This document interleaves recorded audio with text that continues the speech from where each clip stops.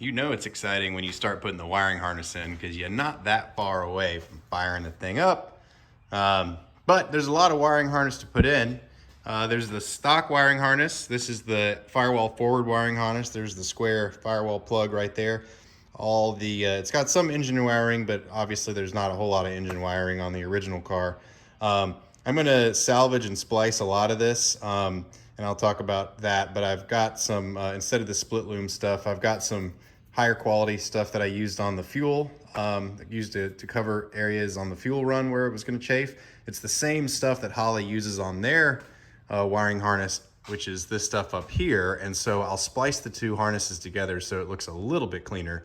The problem with the Holley that I mentioned before is that they're trying to make it universal. So it's got generally a lot more length than you need. And you could go through and take it all apart and shorten every wire to exactly the length, but I just don't want to deal with that right now.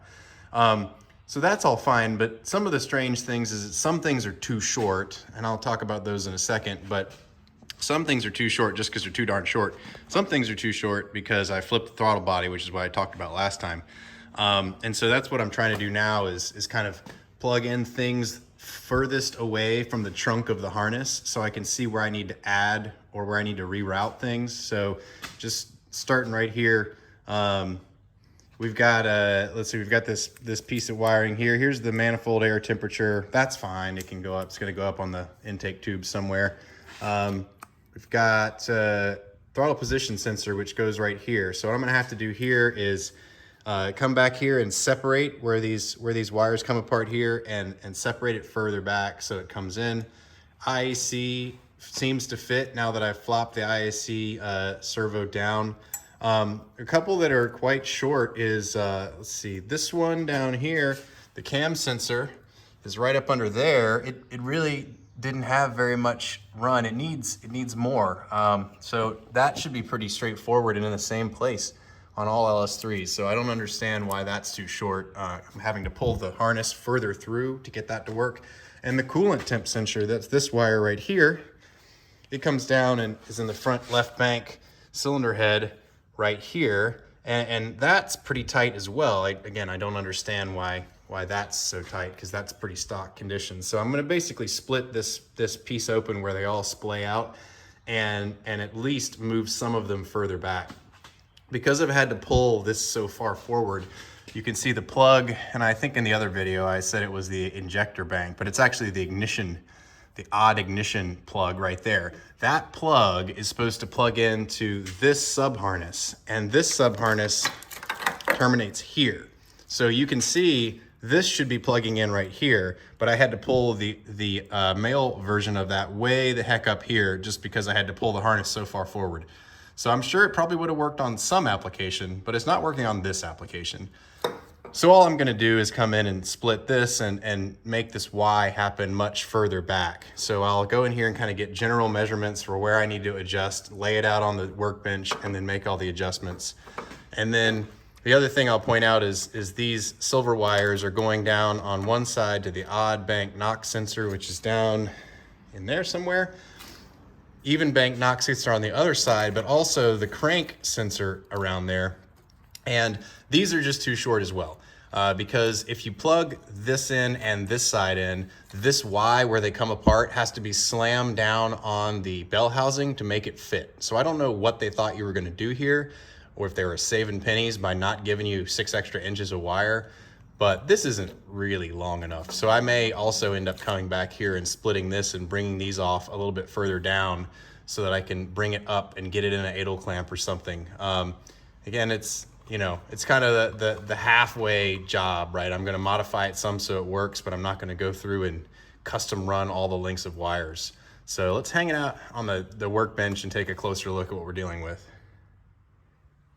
In order to make sense of all this mess, you really do need to get yourself the manual for the Terminator X. It's a nice manual. It's pretty succinct. It's perfect if all you're doing is pulling something out of a wrecking yard and throwing it in a car and just hooking it up. But if you're gonna do anything different than just plug it all in, you're gonna need to search for some more information, like this wiring harness here. be careful, because what I found is there's some older versions of this wiring harness diagram out there on the internet. And they don't show things like this, which is the power tap, which is important if you're going to run additional sensors. And I'll talk about that in a second. So make sure you get the latest version of the wiring harness for the Holley system. And then you need the wiring harness for the rest of the car. So this I sourced from Nasty Z28. Maybe I'll put a link in there, but these lay out end to end. So here's kind of the front of the car. There are the headlights. This is all under the engine bay. This is the firewall. This is all under the dash. And you work your way back. This is the gauge cluster and everything like that. More junk all the way. Ignition key is here. Blinker switch is here. This is all the tail lights. And so it can get pretty confusing. You basically need to sit down with a cup of coffee 2 or 3 nights in a row and just kind of absorb it all so you can figure out what's going on. And then this is a couple more pieces. This is the windshield washer wiper regulator, and this is just a simplified engine harness only for the old car, so I'm not going to use any of this. And then also what you need just to verify is a multimeter with a good ohm meter so you can see what's connected to what. All right, I realize that this is going to be a real dry video, and I know some of you are already switching to the next video in your playlist, and some of you are getting the popcorn because you're just masochists. But here's the Holley harness laid out. I'm going to go through it. Some of it's labeled really well, some of it's not, so I spent some time figuring it out, so hopefully you can learn something and not have to waste your time. What I did while it was on the car is I wrote down each termination and if it needed to be moved. So throttle position sensor needs to be moved back 6 inches to give it more slack. Fuel pressure, for instance, because I'm running I am choosing to run a fuel pressure sensor, but it's going to be at the back of the engine, at the back of one of the fuel rails. I need to move it from where it is up near the front and move it all the way back to where the head ground comes out. So basically what I've done is just taken measurements so I can adjust the harness.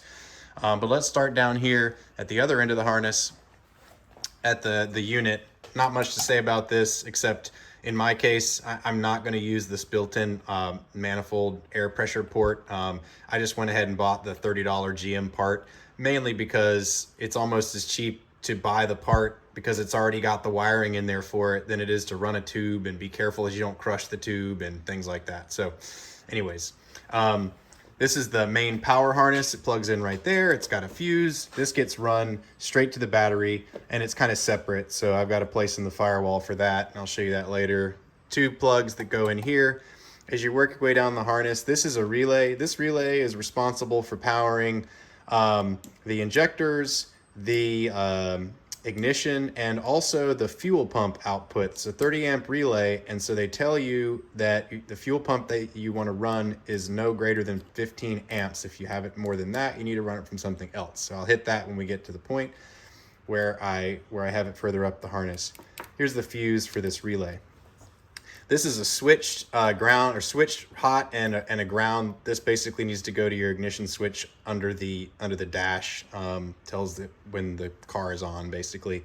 Here's the CAN plug. So this would go to the little handheld unit, which I don't have sitting out right now, but I also bought this piece, which will allow you to take it from the CAN plug into a USB, because I'm going to use a Windows tablet initially as gauges, but then use it later to tune things and maybe even for a radio. So that's what that is.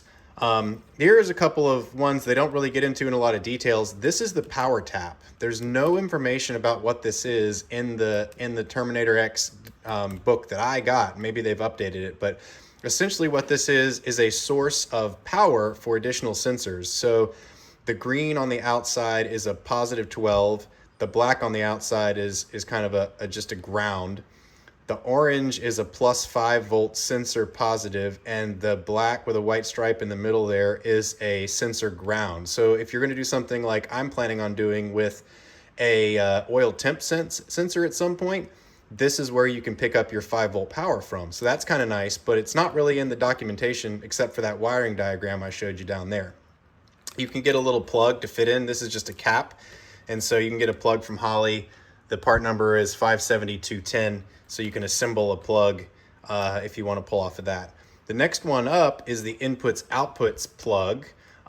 It's got 4 white wires and 4 gray wires. The gray wires are the outputs, the white wires are the inputs.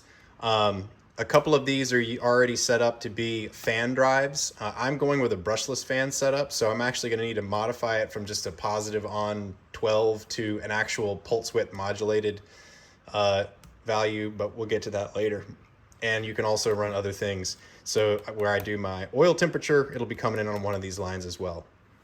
Now, normally you'd think that the firewall grommet would be back here somewhere, but because there's so much length and I don't have a lot of room between the firewall and the engine, I'm actually going to put this little split firewall grommet right about here.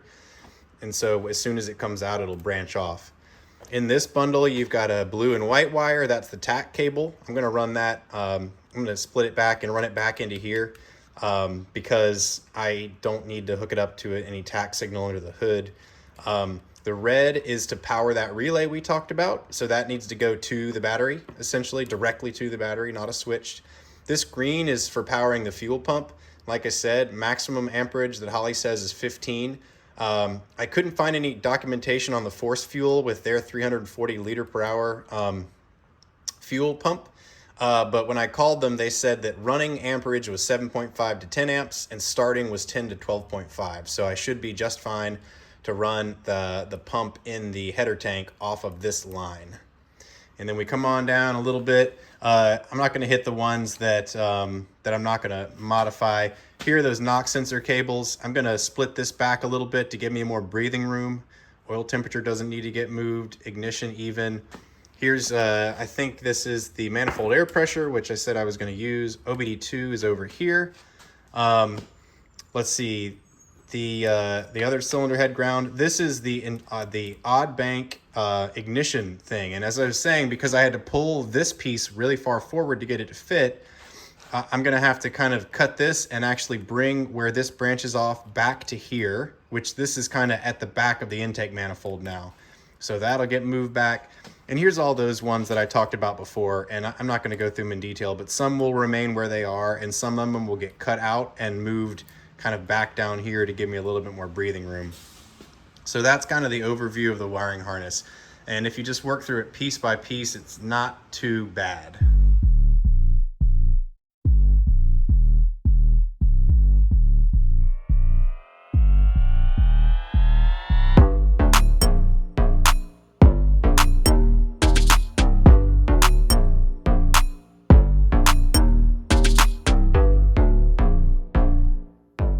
Modifications have been made.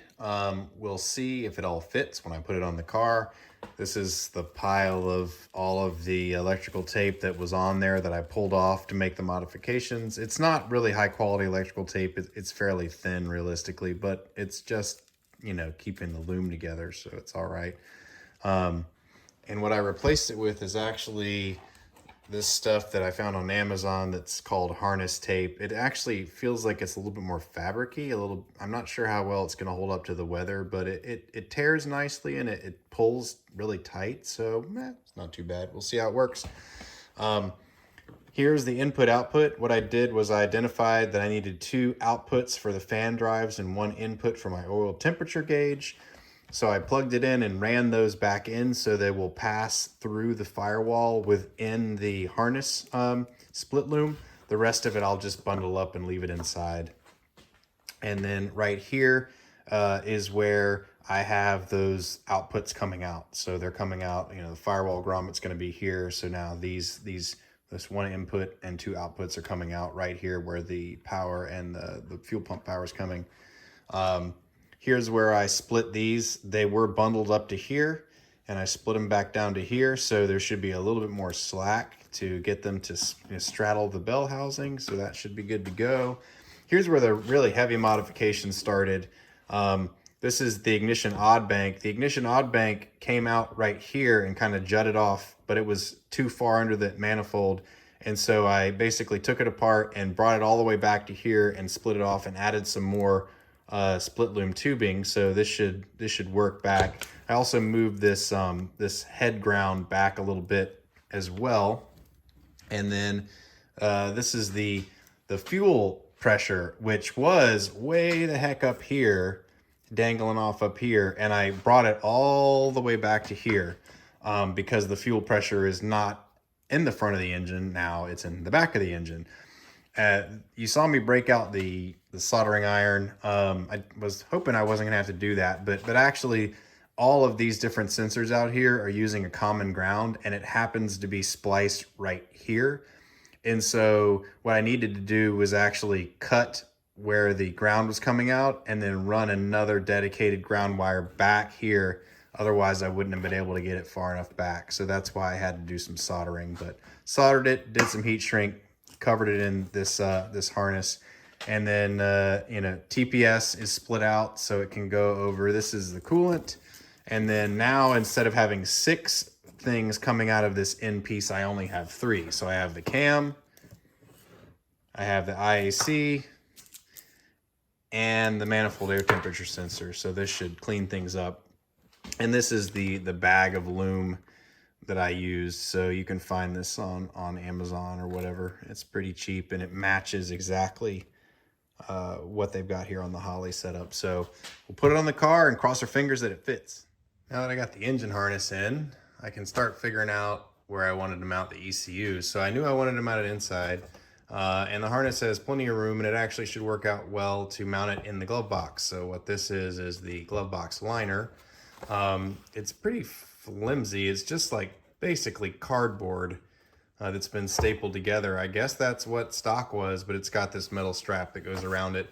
And I don't want to just throw it in the glove box and have it kind of sit on the bottom and then pile stuff on top of it. But I also want to be able to see the lights right there. So what I've done is I've just taken basically a aluminum plate, backing plate, put some rib nuts in it to kind of sandwich the cardboard outside top of the glove box liner, mainly because I just didn't want to bolt straight to this stuff because it's pretty flimsy. So this kind of tucks it up on the roof of the glove box so I can still put my papers, registration, etc. And when this is installed, these little lights, which show you the status of the various sensors and things, will just peek down under the edge of the glove box. So I should be able to open it up and still see it.